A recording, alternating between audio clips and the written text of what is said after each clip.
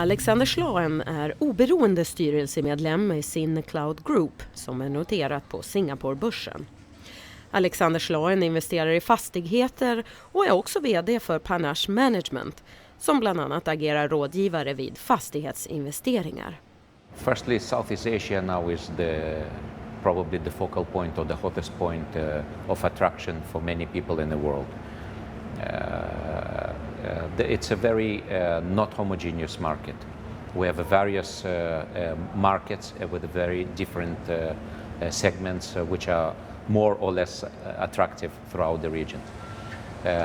We will start with Singapore, which is the jewel in the crown of Asia and Southeast Asia.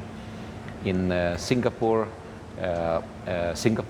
you could say is where Switzerland meets Manhattan meets Monaco, and it's by default a very attractive place to be.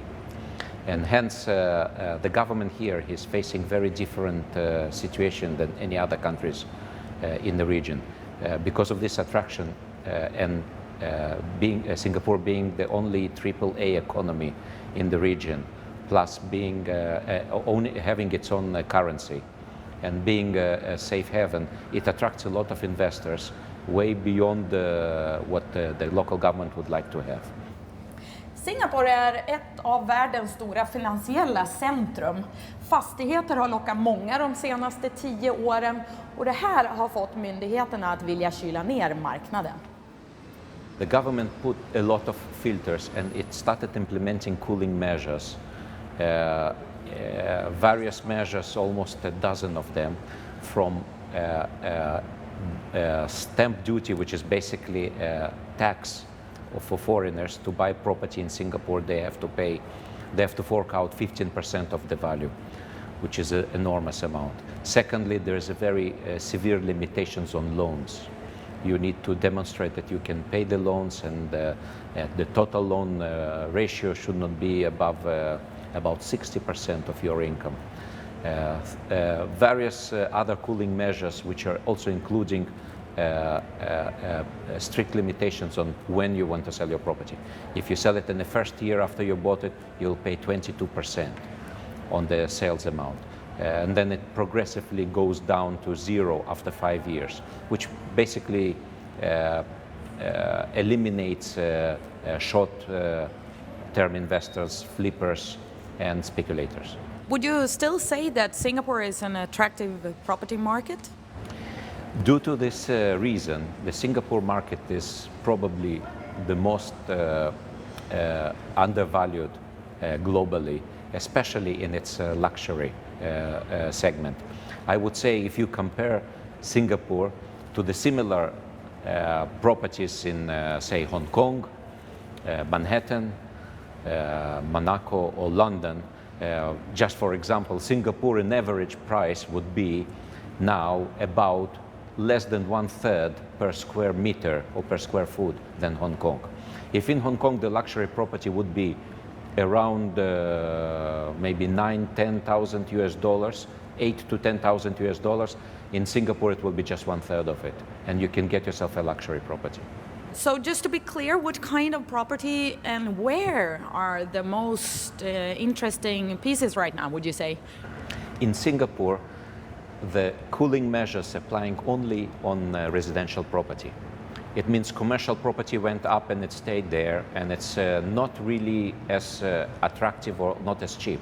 It's still a very good value, but it's not like residential where especially the luxury property is extremely undervalued. But I think the prices will still go further down a bit, or we are probably bottoming up soon, and it will be a very good time to look into the very high-end residential in Singapore.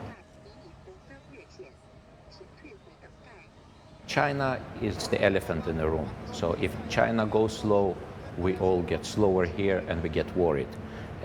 We can say that we are also very much affected by other big regions such as Euro region and United States. By China by default is the biggest thing. So everybody is more worried, everybody is more slower, and we feel more slowed down because we see less Chinese coming here, less businesses, They are buying less properties. They are bringing maybe a bit less money.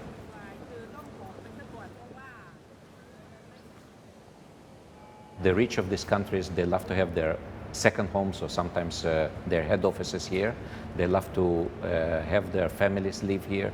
They love their kids to study here. So many of the regional countries, foreigners basically based here. But definitely Chinese, Malaysians and Indonesians, and followed by Indians are the big four. So if I'm an investor from Sweden that wants to buy some property here, how can I do that? What's your advice? Interestingly enough, I have a friend and a partner from Sweden, and he's in fact bringing a few Swedish people with him who want to invest in properties in the region. And my advice to them was to go to Philippines, which we did. In Philippines, we find the most unusual market in that sense. Philippines is the awakening tiger, finally. Its economy was in the doldrums due to political reasons. Now it's coming up and then big. It's a 100 million population strong country, which is the only Catholic country in the region. Being Catholic, they don't observe population control. So the demand is very strong bottom up, and hence we are looking into investments into more secondary cities, more mass residential properties, the properties that Philippines needs them yesterday. So this is one of the focuses that I would recommend to people coming from Scandinavia and Sweden. The region is very diverse, and each country requires understanding and knowledge. Saying that, there are a few countries in the region that investing is relatively easier. You just need to know what you're doing. Just an example, buying in Singapore, you don't need anybody. You can buy, you can just decide on what you want to buy. You go to a lawyer, the laws are totally transparent.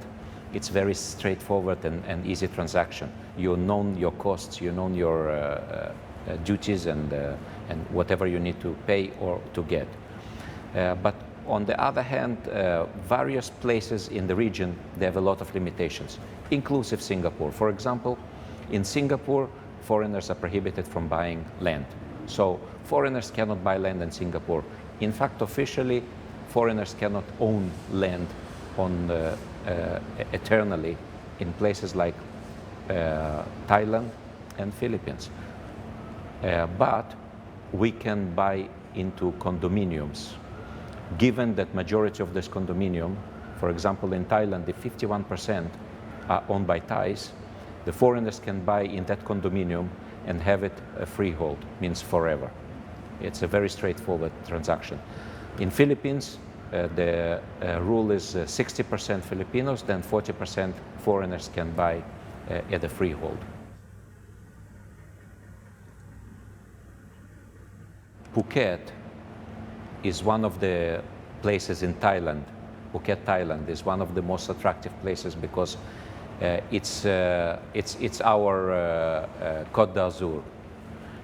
This is where the rich and famous have their yachts, and also it's very comfortable place to get to because it has a big international airport and direct flights from everywhere in the world. It's always good to look into Phuket. Philippines, secondary cities, mass market is very attractive property to look at. Japan. Japan is a gorgeous, beautiful country which is now discovered by millions of people that can afford actually going to Japan.